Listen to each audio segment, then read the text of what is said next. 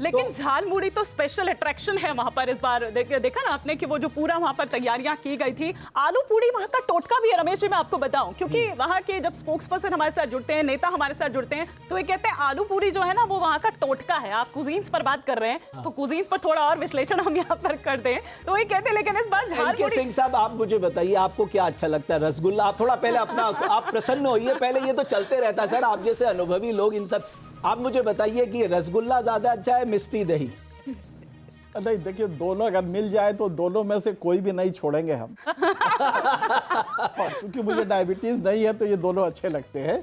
लेकिन एक चीज है, एक तो मैं अपने को विड्रॉ करता हूँ, शायद उन्होंने गलत समझ लिया, या मैंने बोला तो मैं 2019 का आंकड़ा दे रहा था। एग्जैक्टली, मैं वही उनको कह रहा था, वो 2021 का, वो 10% का अंतर था। वो जो मैं दे रहा था 16 के बरक्स में लोकसभा, और इसको कंपेयर कर रहा था स्टेट असेंबली को। ये बात उन्होंने कही है, वो सही है कि सर वो गलत समझे, वो आप उन्होंने सोचा आप 2021 का कह रहे हैं, वो 10% का अंतर, तो वो इसलिए वो सीक्वेंसिंग गड़बड़ हो गई है।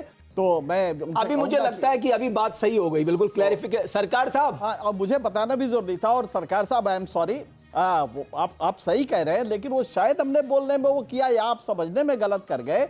हम 16 के मुकाबले ये बता रहे थे कि असेंबली और इसमें मेटियोरिक राइज जो हुआ है, ये इसलिए हुआ है, मैं सिर्फ इसलिए बता रहा था।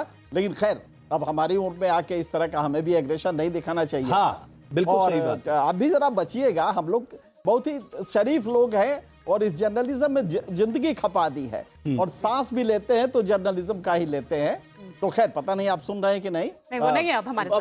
वो चले गए, लेकिन कोई बात नहीं, मैं कुछ देर में प्रयास करूंगा उनको वापस लाने का। और ये कोई कटुता थोड़ा, ये तो चलता है। भवानीपुर से बड़ा अपडेट आ रहा है, वहां पर बीजेपी आगे निकल चुकी है। अब देखिए कि भवानीपुर में, इसीलिए देखिए वहां पर सब विकास जी भी खुद कह रहे थे, और ये सेंस भी एक मिल रहा था कि भवानीपुर भी इतना आसान नहीं होगा। लेकिन वो भवानीपुर जो गढ़ है, जो किला है, अगर क्योंकि ये अफोर्ड नहीं कर सकती है चित्रिता जी, ममता बनर्जी ये लूज करना अफोर्ड नहीं कर सकती। हालांकि ये शुरुआती है, बहुत शुरुआती है। भवानीपुर के साथ साथ एक और जो आप ब्रेकिंग दिखा रहे हैं कि कोलकाता और हावड़ा में तृणमूल कांग्रेस आगे है।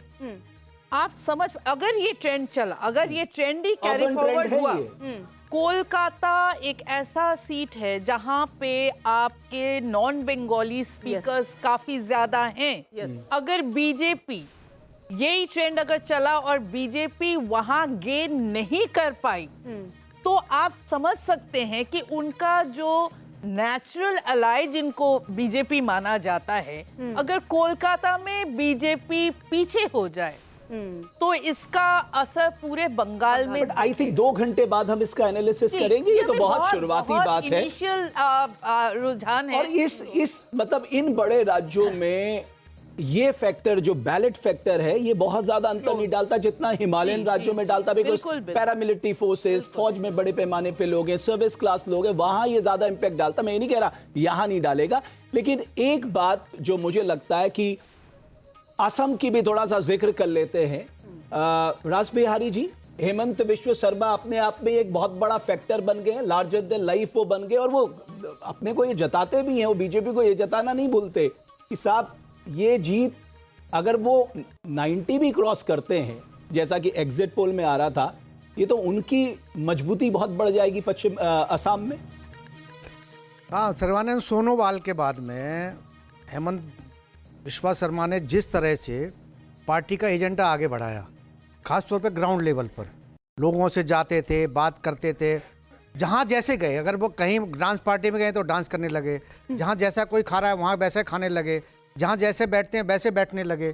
और उन्होंने जो खास तौर पे घुसपैठियों के खिलाफ जो माहौल बनाया वो बड़ा जबरदस्त था। अकेले ध्रुवीकरण में उन्होंने जबरदस्त भूमिका निभाई। अकेले ध्रुवीकरण थोड़ा 2023 का डिलिमिटेशन देख लीजिए, चुनाव से ठीक पहले 9,000, आप देखिए 40 लाख महिलाओं को 9,000 रुपए आप देते हैं, लगभग 3,600 करोड़ रुपए। हमने इसका तो प्रत्यक्ष को प्रमाण की क्या जरूरत है, बिहार में इसका प्रत्यक्ष का प्रमाण देख लिया था हमने। देखिए सबसे बड़ी बात यह है कि अलग अलग राज्य में अलग अलग स्थिति है कैश ट्रांसफर में। लेकिन अगर हम असम का देखेंगे तो असम में सबसे बड़ी बात यह है कि जिस तरह से कांग्रेस की सरकारें चल रही थी, किसी की सुनवाई नहीं थी, यहाँ पर सुनवाई थी। दूसरी बात यह है कि खुद हेमंत बिस्वा शर्मा का जो एमएलए के साथ कांग्रेस की पार्टी सरकार में वर्कर के सुनवाई नहीं साथ- हो रही थी, मैं समझा नहीं आपकी बात को। मतलब कि अगर कोई कांग्रेस का कार्यकर्ता कुछ शिकायत करता है कि भाई मेरे जिले में यहाँ पर सरकारी अफसर लूट कर रहे हैं, जनता की सुनवाई नहीं है, ना मुख्यमंत्री सुनता था और मुख्यमंत्री की ऊपर भी नहीं सुनते थे, क्योंकि अगर किसी को बरदस्त मिला हुआ है, क्योंकि हेमंत बिस्वा शर्मा का पार्टी छोड़ने का कारण यही था। हेमंत बिस्वा शर्मा बार बार कह रहे थे भाई आपकी हमारी पार्टी हार सकती है, राहुल गांधी हमें मिलने का समय अरे वो है। चीफ मिनिस्टर बनना चाहते थे साहब, नहीं। वो उन्होंने सीधे कहा कि मुझे चीफ मिनिस्टर बनाओ, इसमें कोई शक शुबा थोड़ा है।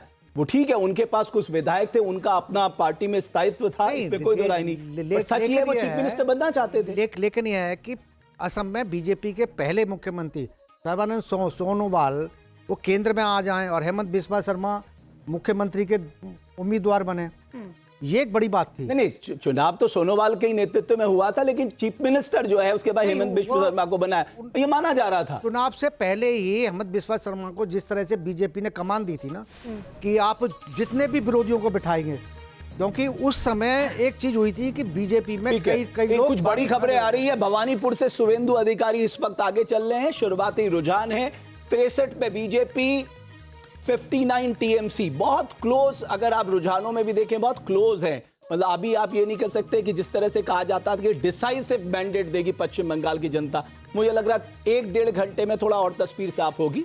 एनके सिंह साहब, असम में मैं आपकी टिप्पणी चाहूंगा। आपको लगता है कि जो नॉर्थ ईस्ट एक्सपेंशन है उसमें बीजेपी की बहुत हद तक मदद हेमंत बिस्वा शर्मा ने की और उनको उसका फायदा भी मिला, उनको चीफ मिनिस्टर बनाया गया सर्बानंद सोनोवाल के बजाय?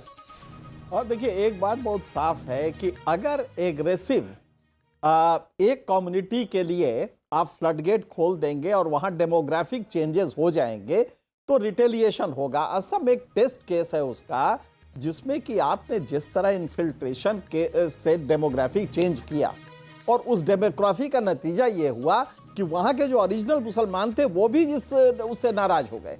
तो बीजेपी का जो एक्सपेंशन हो रहा है उसमें सिर्फ ये आरोप लगा के कि कम्युनल, क्योंकि आप जब वो करते हैं, पहला वाला करते हैं, आपने जिस तरह फ्लडगेट खोल के बाहर से एक पर्टिकुलर कम्युनिटी को ले आए, जिससे कि यहाँ की जो उसी कम्युनिटी के लोग थे वो तक नाराज होने लगे, तो ये मेरे ख्याल से इसमें अब डेवलपमेंट, जैसे कांग्रेस के टाइम में डेवलपमेंट कैसा रहा ये कोई मुद्दा नहीं रहा। अब सीधी सी बात है कि हाँ, उनके इन्फ्लुएंस को आप किस तरह से कोई पार्टी आके कम कर सकती है, बीजेपी इसी का खा रही है। बीजेपी का ये वादा कि हम इसको कम करेंगे। आप वेस्ट बंगाल में देख लीजिए 89 सीट्स है जहां की मुस्लिम बाहुल्य है, जहां की वो डिसाइड करते हैं। अगर ये बगल वाला देख रहा है जो नॉन मुस्लिम कॉन्स्टिट्यूएंसीज है, तो जाहिर है कि वो रिटेलिएट करेगा। ठीक है। तो ये रिटेलिएशन है